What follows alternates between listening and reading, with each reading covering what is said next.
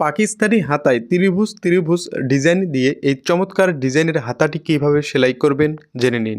এর জন্য প্লাজো হাতা যে নিয়মে কাটিং করি ঠিক একই নিয়মে একটি হাতা কাটিং করে ওপেন করে বিছিয়ে নেব।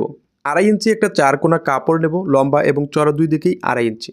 প্রথমে কোনাকুনিতে কাপড়টা এই নিয়মে ভেঙে নেওয়ার পর আবারও অপর কোনাকুনিতে কাপড়টা এই নিয়মে ভেঙে নিয়ে একটি ত্রিভুজ তৈরি করে নিতে হবে। এবার ত্রিভুজের খোলা অংশটা মুহুরির খোলা অংশে এই নিয়মে বসিয়ে একটি সেলাই দিয়ে মুহুরির সঙ্গে আটক করে নিতে হবে। এরপর আরেকটি ত্রিভুজ ভেঙে আমাদের প্রথম ত্রিভুজের পাশে আরেকটি ত্রিভুজ বসিয়ে নিতে হবে। এই নিয়মে একটার পর একটা পুরো মুহুরিতে আমাদের ত্রিভুজগুলো সুন্দর করে বসিয়ে নিতে হবে। এই নিয়মে ত্রিভুজগুলো আটকে নেওয়া হয়ে গেলে আমাদের 1 ইঞ্চি চওড়া একটা পট্টি ভেঙে নিতে হবে।